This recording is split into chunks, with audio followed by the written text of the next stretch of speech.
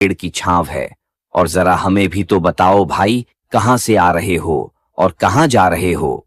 वैसे यह भालू बात तो ठीक कर रहा है। इतनी धूप में मैं इतना वजन अपनी पीठ पर लादे हुए हूं, तो मुझे थोड़ा रुक जाना चाहिए और कुछ देर इस पेड़ के नीचे आराम कर लेना चाहिए।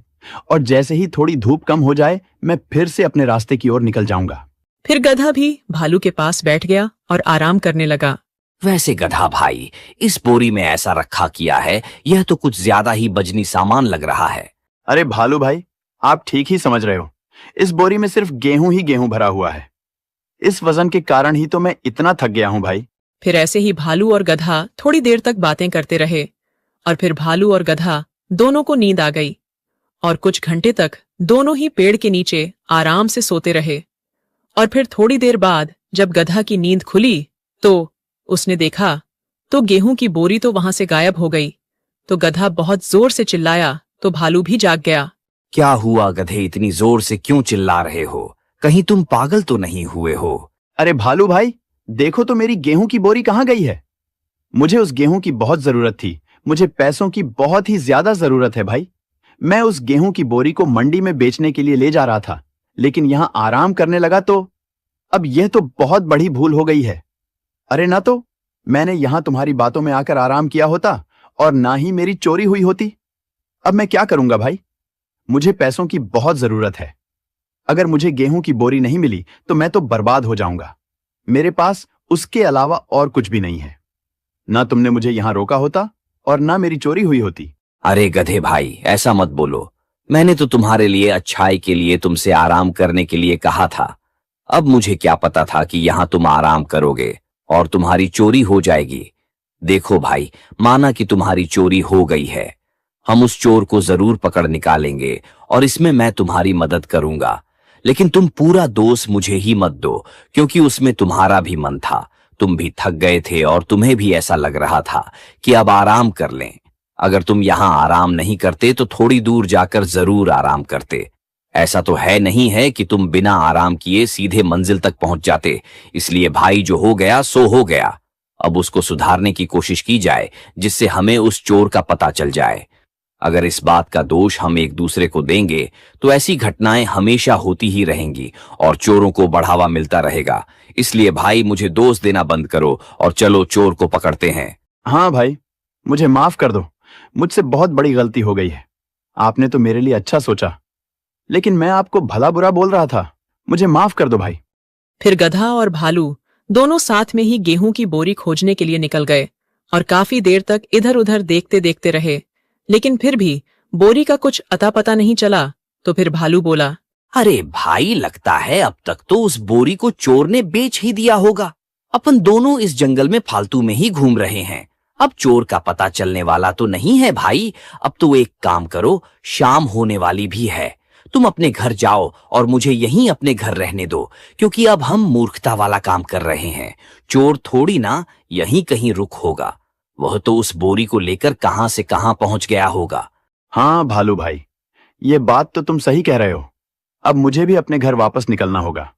लेकिन भाई, मैं अपने घर वालों को क्या मुंह दिखाऊंगा? मेरी तो कुछ भी समझ में नहीं आ रहा है। मेरे पास उस गेहूं की बोरी के अलावा और कुछ नहीं है भाई। ठीक है, लेकिन अब कर भी क्या सकते हैं? जो कुछ किस्मत में लिखा होगा वह तो होकर ही रहेगा। फिर गधा उदास होकर अपने घर की ओर निकल गया। घर तक पहुंचते पहुंचते उसको रात हो गई। जैसे ही गधा अपने घर पहुंचा तो फिर उसकी पत्नी ने उससे पूछा, अरे आप इतने उदास नजर क्यों आ रहे हो? कहाँ है गेहूं के पैसे और कितने रुपए किलो गेहूं बिका हमारा मंडी में? अरे मंडी में तो थोड़े अच्छे दाम ही मिल गए होंगे। हमको बताओ ना कुछ। अरे आप बोल क्यों नहीं रहे हो? कुछ तो बोलो, आप चुप क्यों खड़े हो? कुछ नहीं हुआ। हम लुट गए, बर्बाद हो गए। हमारी सारी मेहनत बर्बाद हो गई है। मैं गेहूं की बोरी को लेकर मंडी तक पहुंच ही नहीं पाया हूं और रास्ते में गेहूं की बुरी चोरी हो गई। फिर गधे ने अपने साथ हुई सारी घटना को अपनी पत्नी को अच्छे से विस्तार पूर्वक बताया। उसे बताया कि वह कैसे कड़कती धूप में जा रहा था और कैसे एक भालू ने उसको आराम करने के लिए रोका और उसकी बोरी चोरी हो गई और भालू ने साथ में चोर को ढूंढने की कोशिश की, लेकिन चोर कहीं भी नहीं मिला। गधे की सारी बात सुनकर पत्नी बोली, अरे उस भालू ने तुम्हें मूर्ख बनाया है, मेरे सीधे साधे पतिदेव। तुम हो ही इतने सीधे साधे कि हर कोई तुम्हें उल्लू बना देता है। मैंने तुमसे कितनी बार कहा है कि इतने भी सीधे मत बनो कि हर कोई तुम्हारा फायदा उठा ले। जब उसने तुम्हें रोका था तो तुम्हें उसके रोकने से रुकना ही नहीं था। तुम्हें समझ जाना चाहिए था कि कहीं यह तुम्हारे साथ धोखाधड़ी न कर दे। भालू ने ही चोरी की है, यह मैं तुम्हें अच्छे से बता दे रही हूँ। तुम मेरी बात मानो या न मानो, अक्सर चोर ऐसा ही करते हैं ताकि हमें लगता रहे कि वह हमारे साथ है, लेकिन वही गद्दार होते हैं। देखो, इससे पहले वह गेहूं को बेच दे और उसके पैसों को खर्च कर दे, हमें इससे पहले शेर महाराज के पास चलना होगा और उनके पास एक पंचायत बैठारनी होगी ताकि हमें हमारे गेहूं की बोरी वापस मिल जाए, क्योंकि अभी उसने वह गेहूं की बोरी बेची नहीं होगी। अभी तो वह कुछ दिन गेहूं को अपने पास छुपाकर ही रखेगा, क्योंकि अभी किसी को पता न चल जाए, और जैसे ही माहौल शांत होगा वह उस गेहूं की बोरी को बेच देगा और अपने अगले शिकार की तलाश में फिर से बैठ जाएगा। चलो तुम मेरे साथ शेर महाराज के पास चलो। अरे नहीं नहीं, वह मेरा बहुत ही अच्छा दोस्त बन गया है, वह ऐसा नहीं कर सकता है। देखो, तुम्हें उसके खिलाफ बहुत बड़ी गलतफहमी हो रही है। मुझे उस पर पूरा भरोसा है। वह मेरे साथ ऐसा नहीं कर सकता है, क्योंकि वह तो मेरे साथ ही सोया था और मेरे बाद ही उठा है, तो उसने चोरी कैसे की होगी? गधे के बहुत रोकने पर भी उसकी पत्नी ने उसकी एक न सुनी और उसको शेर महाराज के पास ले गई। शेर महाराज, मेरे पति मंडी गेहूं ले जा रहे थे तो रास्ते में उन्हें एक भालू मिल गया, जिसने पहले उनको बहला फुसलाकर उन्हें अपने पास बैठार लिया, और यह बहुत थक गए थे। तो बैठते ही जैसे ही इन्हें ठंडी ठंडी हवाएं लगीं तो इनको नींद आ गई और यह सो गए, और उस भालू ने इनकी गेहूं की बोरी चोरी कर ली। आप न्याय कीजिए महाराज, आप मेरी गेहूं की बोरी वापस करवा दीजिए और उस भालू को चोरी करने के जुर्म में सजा दीजिए। महाराज, हम इस जंगल में आपके सहारे ही तो हैं। महाराज, हमारी मदद कीजिए। तुम चिंता मत करो, यह मेरा जंगल है और मेरे जंगल में जो भी जानवर गलती करेगा उसको सजा जरूर मिलेगी, और ऐसी सजा मिलेगी कि वह दोबारा कभी गलती करने की सोचेगा भी नहीं। उस भालू की इतनी हिम्मत कि एक थके हुए मेहनती गधा को बहला फुसलाकर उसकी चोरी कर ली। अरे उसको तो ऐसी सजा मिलेगी कि वह जब तक जिएगा तो उस सजा को जरूर याद करेगा। जाओ लोमड़ी, उस गधे को यहाँ, अरे गधा नहीं, उस भालू को जल्दी से जल्दी यहाँ लेकर आओ। फिर लोमड़ी जल्दी जल्दी भालू को जंगल में ढूंढने लगी, और कुछ टाइम ढूंढने के बाद लोमड़ी को भालू एक पेड़ के नीचे बैठा हुआ मिल गया। तो फिर लोमड़ी ने भालू को सारी बात बताई तो भालू बोला, हाँ चलो लोमड़ी, जब मैंने चोरी की ही नहीं है तो फिर मुझे चलने में क्या दिक्कत है। मैं निर्दोष हूं, और जब मैंने कोई गलती नहीं की है तो मुझे किसी का डर नहीं है। और फिर भालू लोमड़ी के साथ शेर की गुफा के पास पहुंच गया। क्यों रे भालू, तूने चोरी क्यों की है? तेरी इतनी हिम्मत कि तू मेरे जंगल में चोरी करे। क्या तुझे इस चोरी की सजा मालूम नहीं है? तुझे इतना भी मालूम नहीं है कि जंगल में कैसे रहा जाता है? अरे तूने तो यह समझ लिया कि शेर तो मर गया है। क्यों रे, तभी तूने चोरी की है। जब तक मैं जिंदा हूं जंगल में चोरी नाम की कोई चीज नहीं होनी चाहिए। सुन रे भालू, मैं जितना अच्छा हूं उतना ही खतरनाक भी हूं। इतना मारूंगा कि तेरे हाथ पांव तोड़कर रख दूंगा। आई बात समझ में? बता कहां है उसकी गेहूं की बोरी? मुझ पर दया करो शेर महाराज, मुझ पर लगाए हुए एक एक इल्जाम झूठे हैं और यह मैं साबित कर सकता हूं। मैं तो बस चलते हुए गधे को थोड़ा आराम करने के लिए कहा था और महाराज में तो उसके साथ ही सोया था और उसके बाद मैं उठा हूं। अब इतने में किसी और जानवर ने वह बोरी चोरी कर ली, तो मैं क्या करूं महाराज? अब आप ही बताइए, क्या इतने दिनों में मेरी कोई शिकायत आई है आपके पास में? महाराज, मैं भी इस जंगल का सदस्य हूं, मुझ पर दया करो, मैं निर्दोष हूं। आप गड्ढे भाई से पूछ सकते हैं, अगर मैं झूठ बोल रहा हूं तो मुझे सजा भी दे सकते हो। बताओ गधा, क्या भालू सच बोल रहा है? इसने अभी तक जो भी बातें बताई हैं, क्या वह सभी सच हैं या कुछ इसमें झूठ बोल रहा है? जो भी घटना तुम्हारे सामने हुई हो, तुम बिना किसी से डरे सब सच सच बताओ। बताओ, क्योंकि इन्हीं बातों से फैसला किया जाएगा। महाराज, भालू भाई ने अभी तक जो भी बातें आपको बताई हैं उनमें से एक भी झूठ नहीं बताई है। उसने सब सच सच बताया है। वह मेरे साथ ही सोया था और मेरे बाद में उठा है, लेकिन पता नहीं क्यों इसमें मेरी पत्नी को उस पर शक क्यों रहा है। अब जो भी हो, आप फैसला कीजिए महाराज। अभी तक जो भी बातें दोनों पक्षों से यहां रखी गई हैं, उनसे तो यही साबित होता है कि भालू निर्दोष है और उसने कोई गलती नहीं की है। तो उसी के आधार पर मेरा यह फैसला है कि भालू का कोई दोस्त नहीं है, उसे जाने दिया जाए। और अब मैं यह पता लगाने की पूरी कोशिश करूंगा कि आखिरकार वह चोर कौन है जिसने तुम्हारी गेहूं की बोरी चोरी की है, और जल्दी से जल्दी तुम्हें तुम्हारी बोरी वापस मिल जाएगी। ठीक है, अब तुम सभी जा सकते हो। अरे आप इतनी टेंशन क्यों ले रहे हो? आप दुखी मत होइए। शायद वो गेहूं अपनी किस्मत में थे ही नहीं, इसलिए अपने पास आकर भी चले गए। अब यह बातें भूल जाइए, आगे की सोचिए, क्या करना है। हटाओ, जो हो गया सो हो गया।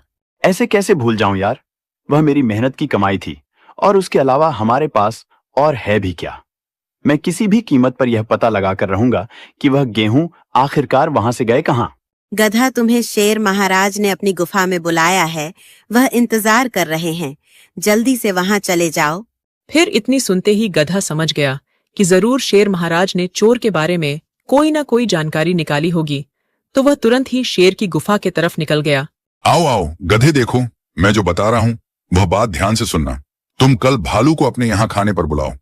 अब तुमने आज सब कुछ सच बताया है तो उसके मन में तुम्हारे प्रति बहुत इज्जत बढ़ गई होगी, और वह मन ही मन तो यह सोच रहा होगा कि गधा बहुत ही ईमानदार और सच्चा जानवर है।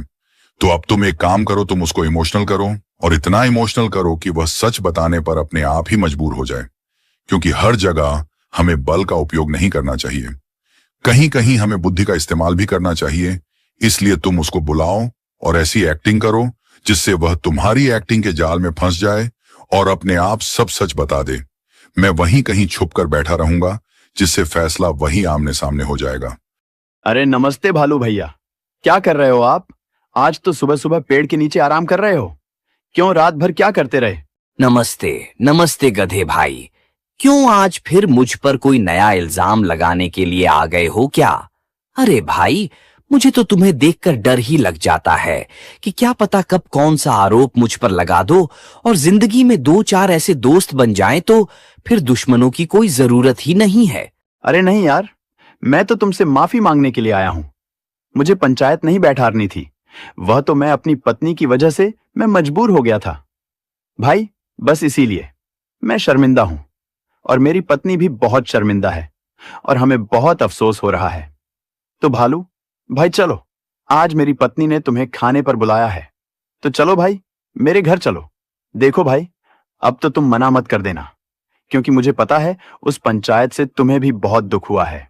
फिर भालू गधे के साथ चला गया और गधा और गधे की पत्नी ने भालू को बहुत सारे फल खिलाए और अपने घर के बाहर बातें करने लगे। तो गधा और उसकी पत्नी का मन प्रेम देखकर भालू को बहुत अच्छा लगा। वहीं एक पेड़ के नीचे एक दुखी हाथी बैठा हुआ था। तो भालू ने पूछा, अरे दुखी हाथी, तुम्हारे घर के सामने क्या कर रहा है भाई? इसको क्या हुआ है? अरे दोस्त, यह मेरा बचपन का जिगरी मित्र है। इसी के इलाज के लिए तो हम अपने रखे हुए सारे गेहूं को बोरी में भरकर बचने के लिए ले जा रहे थे, ताकि उससे जो कुछ पैसे मिलेंगे उन पैसों से हम अपने मित्र का इलाज करवा पाएंगे। मेरे घर में रखे एक एक दाने को भी मैंने उस बोरी में रख लिया था, लेकिन अब पता नहीं इस हाथी का इलाज हो पाएगा कि नहीं हो पाएगा। मेरी बोरी तो चोरी हो गई है।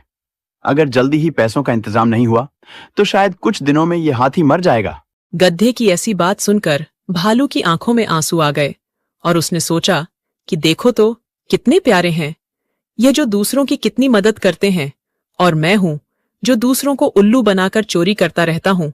तो फिर मुझे इनके गेहूं लौटा देने चाहिए ताकि उनके मित्र की जान बच जाए। अरे भाइयों, मुझे माफ कर देना, तुम्हारी बोरी मैंने ही चोरी की थी। हो सके तो मुझे माफ कर दो। गधे भाई, मुझसे बहुत बड़ी गलती हो गई। वह बोरी जिस पेड़ के नीचे तुम बैठे थे उसी के पास में एक छोटा सा गड्ढा है, उसमें रख दी है, और मैंने उसके ऊपर थोड़ी सी घास डाल दी थी ताकि वह किसी को दिखे ना। चलो तो मेरे साथ चलो, मैं तुम्हें बोरी दे देता हूं भाई। अब बोरी तो मिल ही जाएगी भालू, जब तुमने बता ही दिया है तो वह तो वहीं पर रखी होगी। लेकिन अब तुम मेरे साथ जेल में चलो, क्योंकि मेरे राज्य में सजा करने वालों को कभी माफी नहीं मिलती है। हाँ, तुम्हारा मन साफ हो गया है तो तुम्हें थोड़ी कम सजा जरूर मिलेगी, लेकिन सजा तो जरूर ही मिलेगी। यह हाथी कोई बीमार नहीं है, यह तो एकदम स्वस्थ है। वह तो तुम्हें इमोशनल करने के लिए। हम सभी ने यह छोटा सा नाटक किया और इसीलिए तुम्हें खाने पर बुलाया। कुछ आई बात समझ में? नहीं नहीं महाराज, मुझे माफ कर दीजिए। अब से कभी भी ऐसी गलती नहीं करूंगा। अब मैं कभी चोरी नहीं करूंगा, न कभी किसी को फंसाऊंगा। मुझे माफ कर दो महाराज। भालू के बहुत माफी मांगने के बावजूद भी शेर ने भालू को माफ नहीं किया, लेकिन उसे सभी से बहुत कम सजा सुनाई। यहाँ गधे को उसकी गेहूं की बोरी भी मिल गई और वह अपनी बोरी को बेचने के लिए मंडी ले गया। दोस्तों, जंगल की ऐसे ही मजेदार कहानियां देखने के लिए वीडियो को लाइक और चैनल को सब्सक्राइब जरूर करें।